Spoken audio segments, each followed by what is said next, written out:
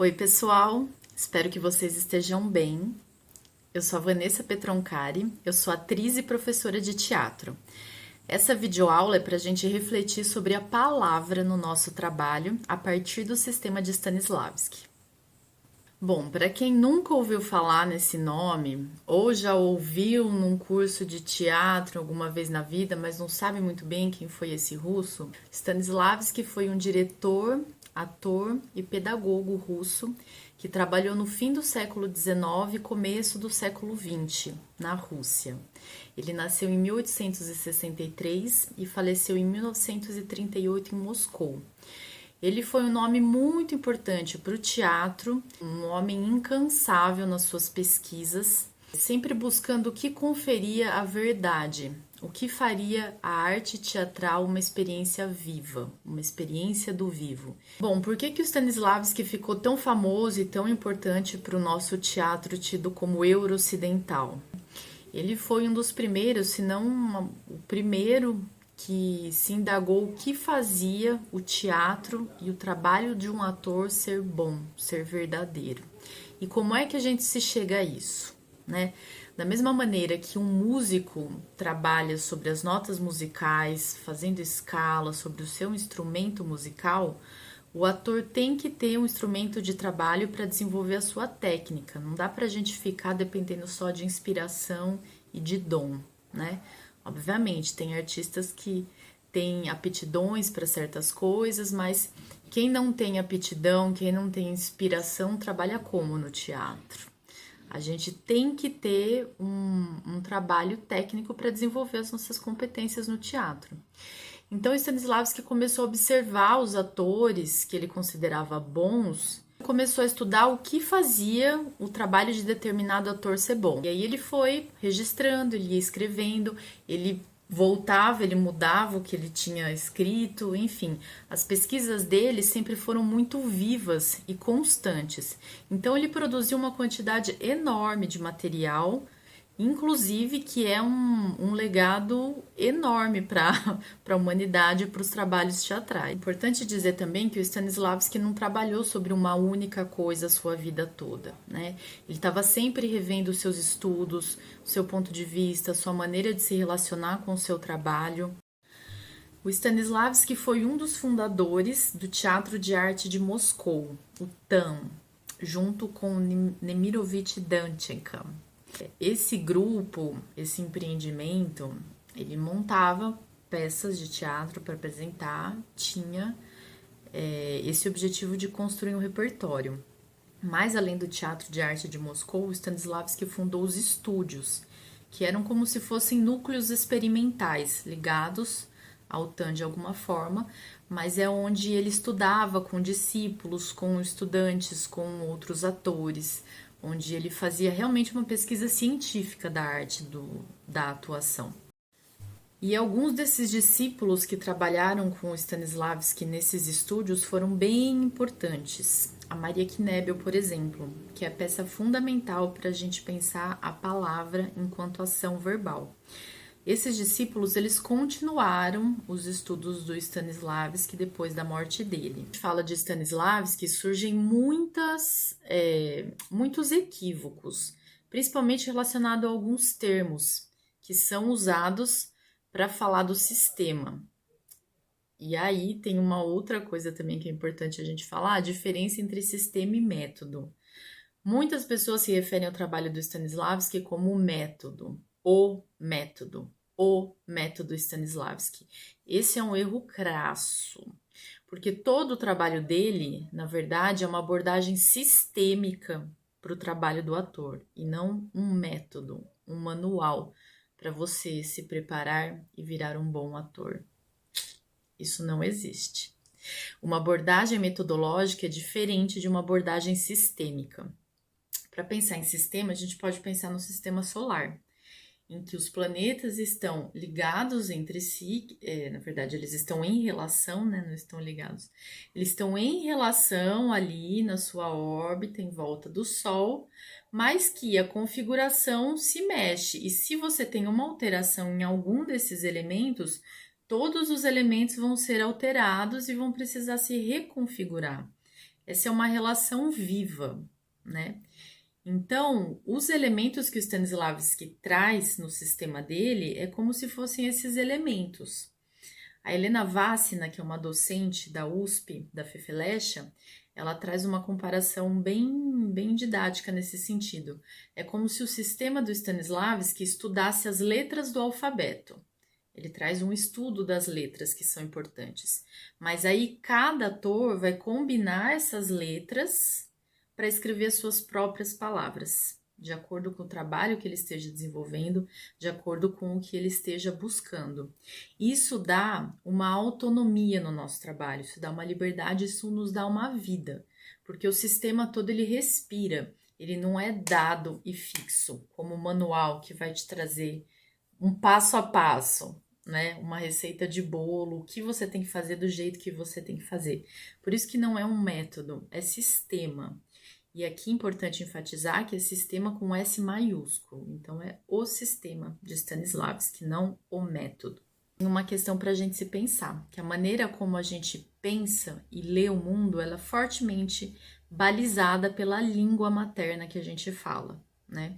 Isso tem uma questão importante aí, porque Stanislavski pensava o teatro daquela forma porque ele falava russo. A gente aqui no Brasil vai ter um outro entendimento de teatro porque a gente fala português. As questões socioculturais, políticas são diferentes, né? E a produção cultural está intimamente ligada a esse contexto de produção. Então também é bom a gente ter essa ressalva que tem uma barreira linguística aí. Claro que isso não impede a gente de estudar Stanislavski, porque nós estamos no Brasil, é só a gente ter em mente que temos esse filtro e esse distanciamento também. Aqui nessa videoaula eu vou trabalhar principalmente com os elementos do sistema circunstâncias propostas, o C mágico, ação, agrupados no que eu estou chamando de elementos fundamentais do sistema, que são elementos que nos ajudam a acessar e a chegar aos alvos fundamentais do sistema, que seriam a verdade, a vida do espírito humano, subtexto e a natureza criadora. Importante dizer que o Stanislavski não agrupa esses elementos dessa forma. Isso é uma proposta de organização desse estudo. A partir disso, a minha aposta é que a palavra, enquanto ação verbal, ela tem a capacidade de ligar os elementos fundamentais do sistema aos alvos fundamentais do sistema. Ela é uma via de mão dupla, ela transita entre essas duas instâncias. E aí a gente pode começar a pensar também na potência da palavra. Importante aqui fazer uma distinção entre ação verbal e ação vocal. A ação vocal é o ato de emitir sons. Então, eu posso estar fazendo né? Eu estou emitindo sons porque o meu aparelho fonador está em ação, mas não necessariamente eu estou construindo significado, a partir desses signos que foram emitidos. A ação verbal, ela toma a palavra enquanto ação, ou seja, ela tem uma origem, ela tem um porquê de estar sendo dita e ela tem um objetivo. Posso falar e não dizer nada. Por isso que a ação está ligada a outros processos. Estar fazendo um monte de movimento não necessariamente quer dizer estar em ação. A ação ela vem de algum lugar, ela atende às circunstâncias propostas e aos objetivos do personagem e ela vai para algum lugar, ela tem um objetivo, é como se fosse uma flecha. E pensar a palavra enquanto ação verbal, foi um caminho bem sofisticado que o Stanislavski começou a apontar ali no começo do século XX. Porque quando a gente fala, as nossas escolhas lexicais, ou seja, o vocabulário que a gente usa, ele está diretamente relacionado à nossa trajetória enquanto indivíduos, ao nosso contexto sociocultural, político, aos nossos processos de formação psíquico, está relacionado a toda a nossa trajetória desde a infância, a nossa criação, o nosso repertório sociocultural, os estudos que a gente teve, Muito ilusório a gente achar que a gente controla a linguagem. Na verdade, a gente não fala uma língua, nós somos falados pela língua, né? O que a gente fala, não dá para ficar escolhendo racionalmente todas as palavras o tempo todo.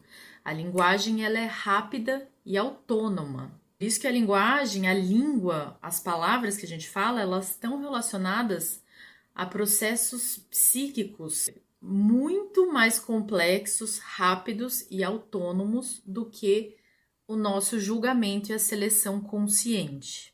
E aí isso já traz uma dimensão da palavra enquanto impulso, né? A gente tem a necessidade de falar, de verbalizar, porque através do verbo, através da palavra, a gente consegue elaborar e reelaborar experiências para a gente, em primeiro lugar. Nosso primeiro interlocutor é a gente mesmo, né? A gente conta, a gente fala para a gente, em primeiro lugar.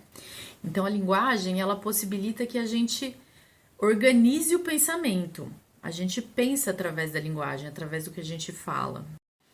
E aí, outra coisa interessante para a gente pensar é que geralmente a palavra é tido como um elemento final no trabalho do ator, né? A gente trabalha sobre o imaginário, a gente vai estudar, expandir o repertório relacionado ao universo da peça ou dos materiais com que a gente está trabalhando, né? Para que no final o texto que a gente fale esteja bem apoiado, como se a palavra fosse uma roupinha para tudo que vem de dentro da gente sai, né? Como se fosse a ponta do iceberg.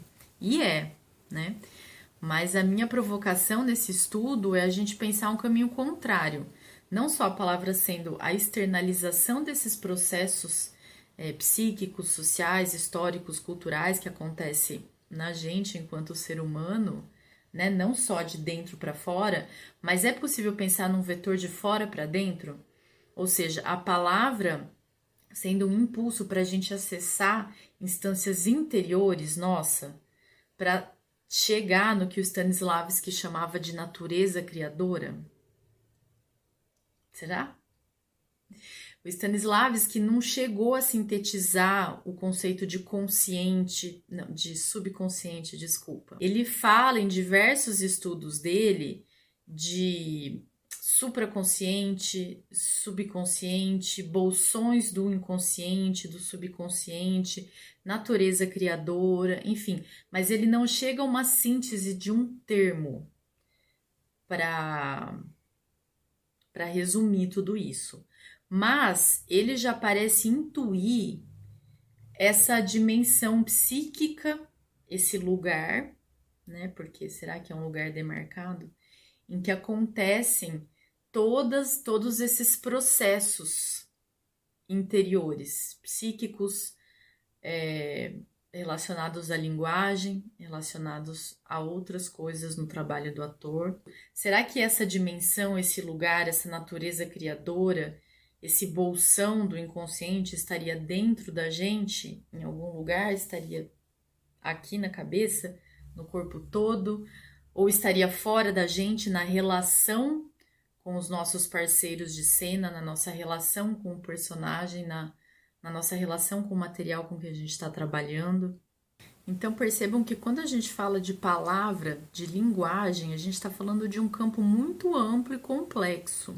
Stanislavski se debruça sobre essas questões, ou melhor, quando ele começa a se debruçar sobre essas questões no começo do século XX, realmente foi um acontecimento muito forte assim, para o teatro, porque era uma época em que os atores decoravam o texto e iam para a cena. A arte de Moscou começou a fazer os estudos de mesa, pegava-se o texto, a peça, lia-se, estudava-se o texto, discutia-se sobre as circunstâncias propostas pela dramaturgia, então faziam uma pesquisa histórica, tinha todo um trabalho sobre o cenário, figurino, né? Isso já foi uma inovação para a época, mas percebam que o caminho era texto, dramaturgia, texto do autor, decora e vai para a cena. Mas no fim da vida do Stanislavski, nos estúdios dele, ele começou a sintetizar o que foi chamado depois de método das ações físicas. Não foi o Stanislavski que deu esse nome para esse procedimento de trabalho. Ele falava o meu novo método de trabalho, o procedimento sobre o qual eu estou trabalhando agora. Mas quem sintetizou esse nome foi um discípulo dele, que foi o Mikhail Kedrov. Consistia isso, né? O Stanislavski começou a fazer um caminho inverso do que comumente era feito, de texto do autor, vou para a cena. Ele propunha um estudo inicial, uma exploração mental ali do texto, das circunstâncias propostas. Depois, os atores iam para dinâmicas de improviso, que eram chamadas de etudes, improvisavam para encontrar ações físicas, ações psicofísicas, ações. As ações seriam a unidade básica de trabalho do ator. É como se fosse a nota musical para o músico, as ações seriam sobre o que o ator trabalha. É como se ele pudesse fazer uma partitura de ações para depois ele ir tocando ao longo da peça. Mas quais ações um ator tem que fazer? Aí, cada ator vai descobrir dentro da sua montagem, dentro do seu trabalho. Por isso que nenhuma montagem é igual à outra, porque cada ator é único, cada ator tem o seu processo, cada ator é um artista. Cada relação entre os atores vai ser diferente, vai depender do contexto, vai depender dos atores que estão em cena, vai depender do olhar do diretor. E aí, a partir disso, tem um outro equívoco que acham que o Stanislavski dava pouco valor à palavra nessa fase, porque ele passava rapidamente pelo texto e ia para a cena. Só que, na verdade, a proposta é a seguinte: texto dramatúrgico, improvisação, etudes. Depois de estudar, voltava-se ao texto, ao material dramatúrgico. E aí, repensava-se, reestudava-se o texto a partir da experiência da cena, a partir da experiência corporificada dos atores. Então, na verdade, era um caminho para o ator chegar às palavras do texto a partir da sua própria experiência. Depois, o texto dramatúrgico do autor era decorado já com muito mais propriedade pelo ator. O que a gente está chamando de instrumentos fundamentais do sistema são as circunstâncias propostas, o C e a ação. O que seriam isso? As circunstâncias propostas têm a ver com o contexto da obra, o que a dramaturgia traz. E aqui é importante dizer também que tem uma diferença de tradução. Até então, no Brasil, falava-se em circunstâncias dadas. Hoje, as traduções mais recentes estão propondo circunstâncias propostas, porque tem uma diferença entre algo que já está dado, que é estabelecido fixamente pela dramaturgia, e algo que está sendo proposto. A palavra proposto, ela nos dá muito mais liberdade e uma abertura maior para o ator ter um trabalho, inclusive, mais autônomo, investigando aquelas circunstâncias. Bom, a partir disso, quais são as circunstâncias propostas de uma peça? O local em que a peça se passa, o país, a estação do ano em que está, o que tem nesse espaço, no teatro, a iluminação que a gente tem, do que é feito o chão, se tem linóleo, se não tem, as coxias.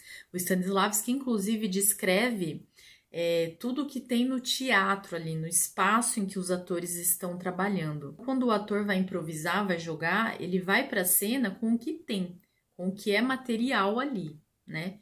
Bom, nós temos as circunstâncias propostas e tem o C mágico, né? Esse C é um grande dispositivo, porque ele traz pra gente a possibilidade da gente se colocar no lugar daquele personagem. Então, a pergunta-chave que a gente se faz é: o que eu faria se eu estivesse nessas circunstâncias? O que eu faria se eu estivesse no lugar desse personagem nessas circunstâncias?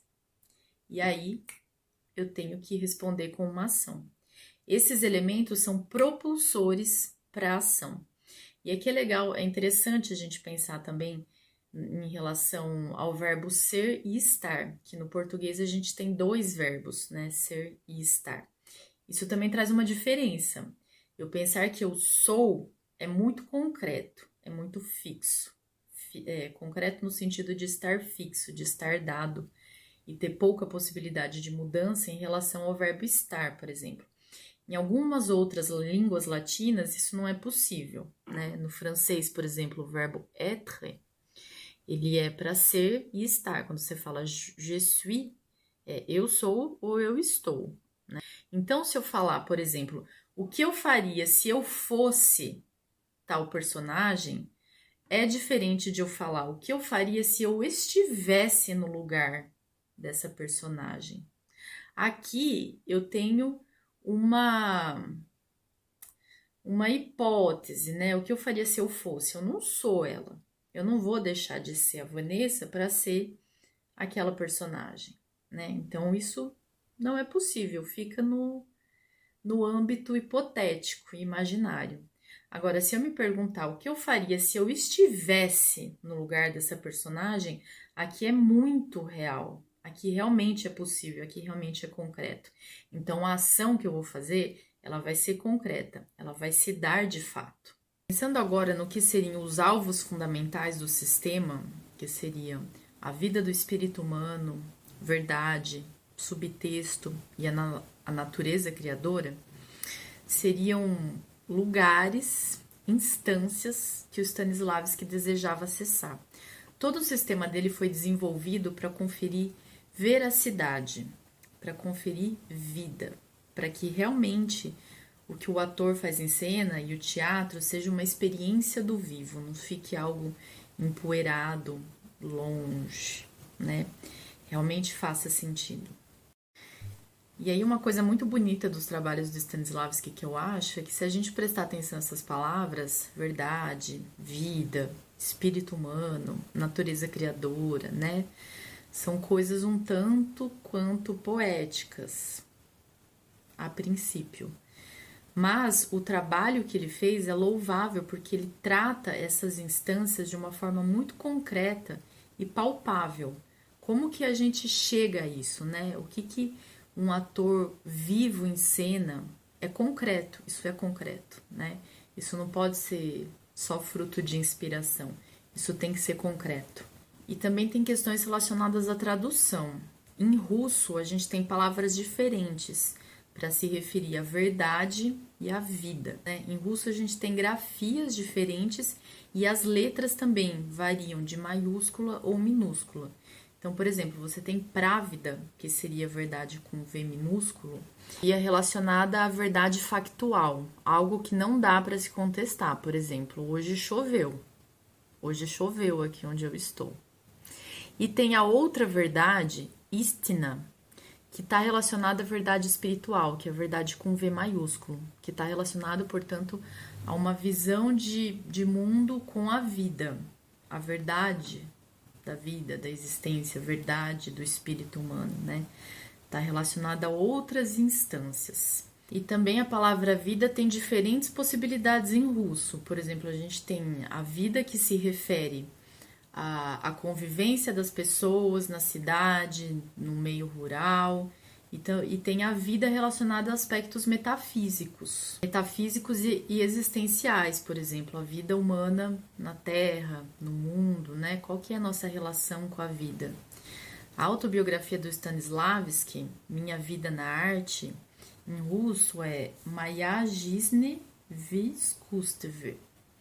Algo assim, minha pronúncia russa é péssima. Mas seria essa vida com V maiúsculo, ou seja, através da arte, a arte nos dá uma visão de mundo para a vida, né? O intuito do Stanislavski era se relacionar com a vida através da sua arte. É minha vida, com V maiúsculo, na arte. Não é a vida cotidiana, é a vida num sentido mais amplo. Qual seria o legado dele?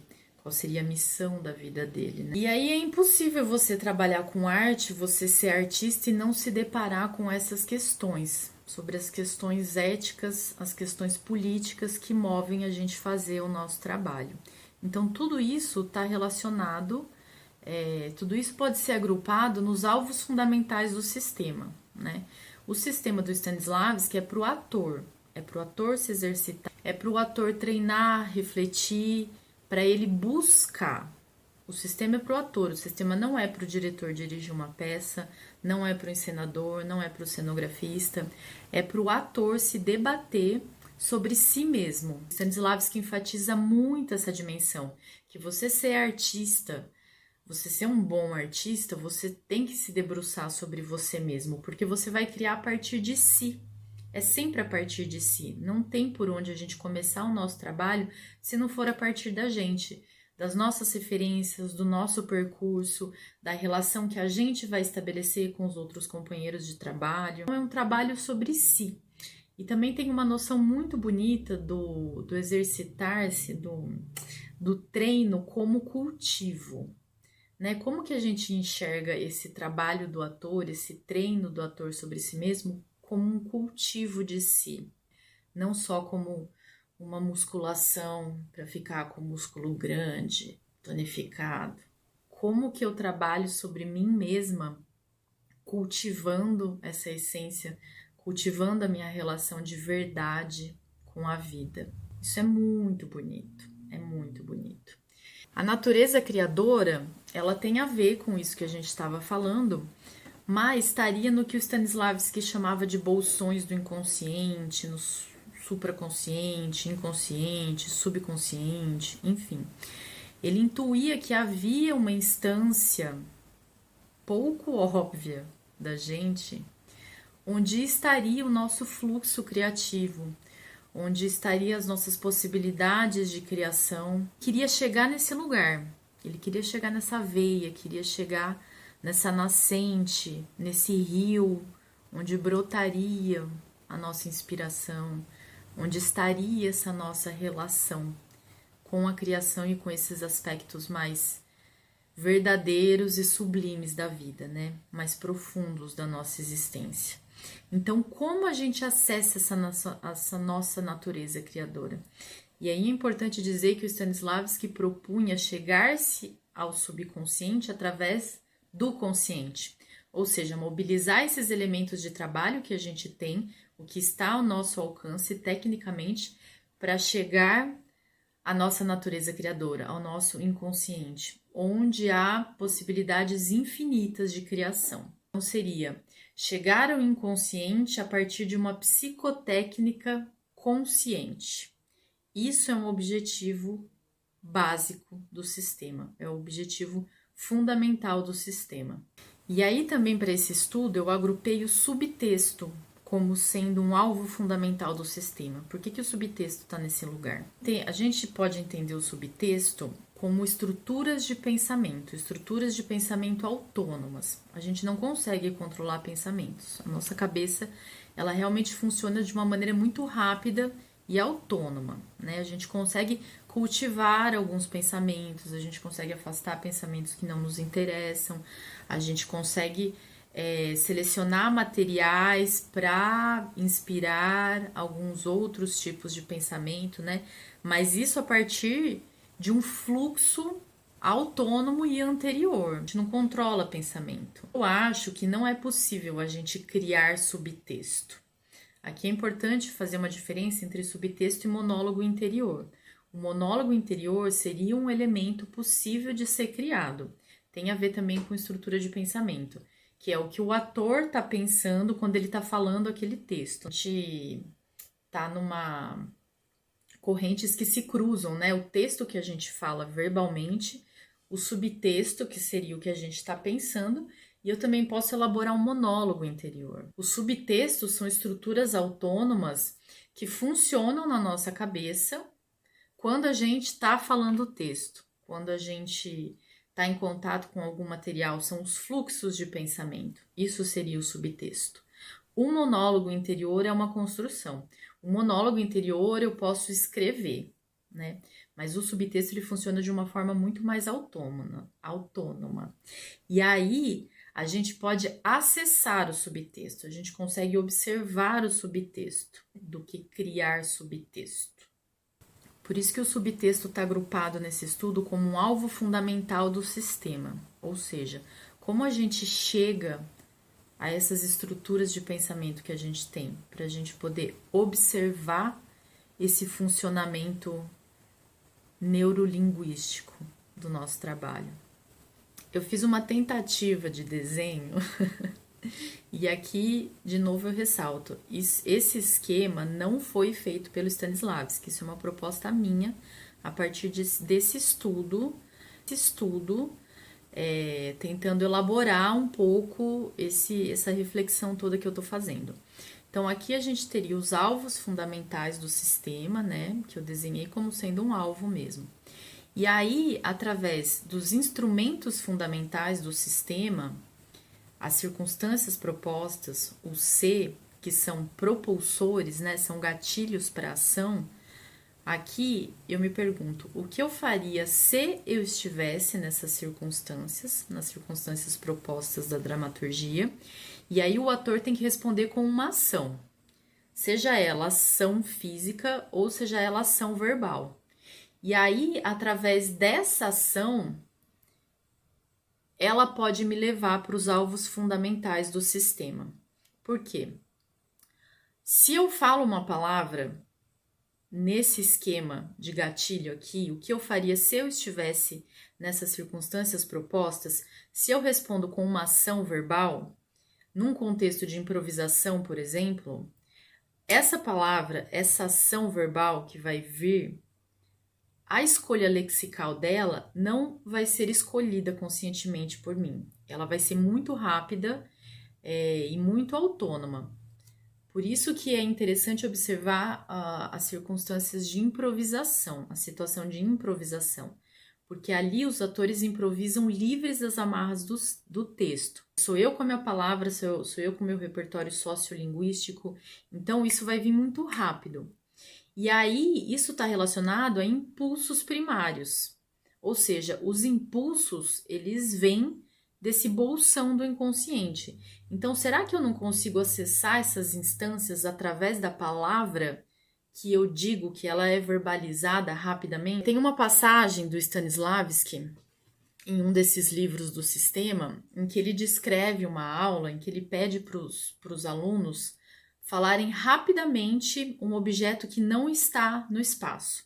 Então, daí os alunos começam a falar rapidamente, assim, lança, abacaxi, chapéu, sei lá o que, pá, pá, pá, pá, pá, pá, pá. E aí o Stanislavski, ou o Tortzov, que é o professor desse livro, depois desse experimento rápido, o Tortzov / Stanislavski pergunta para os alunos, por que vocês falaram essas palavras? Né? E eles não sabiam muito bem responder por que eles tinham falado aquelas palavras.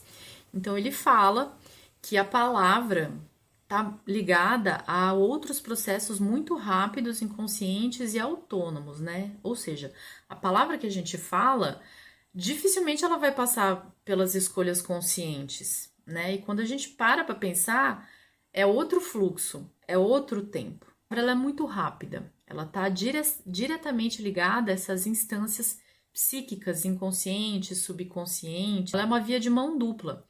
Ela externaliza isso que está no meu inconsciente, nesse bolsão do inconsciente, mas se a gente observar essa palavra que foi falada, será que eu não consigo chegar à minha natureza criadora através dela? Por que tal aluno falou abacaxi? O que tá por trás, né? Qual foi a ligação que ele fez internamente a partir do estímulo, para devolver a palavra abacaxi, né? Isso tem a ver com o repertório dele. Por que outro aluno falou lance e não falou abacaxi? Isso tem a ver com outro repertório, tem a ver com outros processos, outras ligações psíquicas, neurolinguísticas. Nesse sentido, vale a pena a gente pensar como que a palavra nos alimenta para outras ações. A palavra enquanto ação verbal, enquanto impulso, como ela me alimenta para outras ações, para eu continuar o meu trabalho, né? Não sendo um ponto de chegada para o ator, mas também como que eu parto da palavra para outras coisas, para se chegar à minha natureza criadora e continuar criando. A minha aposta é que a palavra não seja só um ponto de chegada, mas seja também um ponto de partida para o nosso trabalho. E aqui vale a pena a gente trazer um conceito que é pulsão de ficção, formulado pela Suzy Sperber a partir de um estudo do Freud, que é o seguinte: o Freud estava observando uma criança de 1 ano e meio, que não por acaso era o neto dele, e ele observava que, curiosamente, quando a mãe dele se afastava e ia embora, ele começava um jogo com um carretel. Então, ele jogava o carretel e voltava, jogava e voltava, e jogava. Ele começava a fazer isso quando ele se despedia da mãe e a mãe ia embora. A criança era comportada, não dava trabalho, etc, etc. Mas, quando a mãe se afastava, saía, ele começava esse jogo curioso. Tentava falar palavras. Ele ainda não havia adquirido completamente a linguagem, mas ele tinha um impulso da linguagem em nomear aquela experiência. E aí, o que a gente consegue traduzir como pra lá, pra cá, né? Ou seja, vai e volta. Conclui-se que, através desse jogo do vai e volta para lá e para cá, ele estava nomeando a partir da sensação, a partir da tristeza que ele sentia quando a mãe se afastava, ele estava elaborando a ausência materna através daquele jogo. Ou seja, a mamãe vai, mas a mamãe volta. Ele se contava sempre através desse jogo cênico, através desse tentar nomear, que a mãe ia, mas a mãe ia voltar. Não havia ninguém no quarto com ele, ele não sabia que o vovô Freud estava espiando, então para quem que ele fazia aquele jogo cênico se não para ele? Então, quem é o nosso primeiro interlocutor? Somos nós mesmos. Aqui é interessante observar esse caso do neto do Freud, porque ele não havia adquirido completamente a linguagem ainda, ele não conseguia falar em palavras, mas ele balbuciava coisas próximas às palavras, ou seja, ele estava em ação verbal, mesmo que ele não tivesse a palavra, pois havia um impulso da palavra, ou seja, a ação verbal. Ela era desencadeada por algum motivo e ela tinha um objetivo, não era simplesmente sons de palavra. Essa intenção, essa tentativa de palavra já está ligada a aspectos íntimos, psíquicos, interiores, sendo justificado a sua emissão, tanto na sua origem, tanto no seu objetivo. Tinha um objetivo. Tinha esse objetivo de elaborar uma experiência através da linguagem. Então, quando a gente conta alguma coisa, a gente conta primeiro para a gente elaborar e reelaborar aquela experiência. A pulsão de ficção diz respeito a não só a capacidade que a gente tem de narrar as nossas experiências, mas também a necessidade que a gente tem de fazer isso através da linguagem, sobretudo, né? E aí, se a gente pensar na palavra enquanto ação verbal, é algo que realmente acontece em cena, algo da ordem do concreto. Eu não posso fazer de conta que eu tô falando alguma coisa, eu falo. Isso acontece, isso é verdade, né? Isso é veritas. Então, pensando nessa capacidade também, a palavra ela é um elemento de ligação entre o trilho do ator e o trilho do personagem, né? Eu tenho 2 trilhos aqui, o ator e o personagem. O que liga um ao outro, né? Pode ser a palavra que tá ali. Ela nos ajuda a chegar ao personagem. A palavra é um ponto de contato entre a ficção do personagem e a concretude do ator, que ela é ação. Ela realmente é concreta, ela acontece. E olha quanta coisa, né? A palavra, assim, pra mim é uma cápsula, é uma pílulazinha, sabe? Que contém todo um universo, que é capaz de disparar processos enormes e infinitos. Então a palavra não é só apenas uma roupagem de uma essência que vem de dentro, mas ela pode ser a própria essência, né? Se a gente pensar a palavra enquanto ação verbal, enquanto impulso. O que vem primeiro? A ação vem antes da palavra? A palavra vem antes da ação? A palavra é um ponto de chegada, a palavra é um ponto de partida, né? A palavra é tudo isso. A palavra nos ajuda a nos constituir no mundo e também constitui mundos. É através da palavra, através da nossa linguagem que a gente se constitui no mundo. Então a gente está falando de uma ferramenta de formação de identidade também, né? Então é muito poderoso o domínio da palavra. E aí, para finalizar, eu gostaria de ler um poema da Adélia Prado, que eu acho que tem bastante a ver com esse estudo, que se chama Antes do Nome. Não me importa a palavra, esta corriqueira. Quero é o esplêndido caos de onde emerge a sintaxe. Os sítios escuros onde nasce o de, o aliás, o porém e o que, esta incompreensível muleta que me apoia. Quem entender a linguagem entende Deus, cujo filho é verbo. Morre quem entender. A palavra disfarce de uma coisa mais grave, surda muda, foi inventada para ser calada. Em momentos de graça, infrequentíssimos, se pode apanhá-la, um peixe vivo com a mão. Puro susto e terror.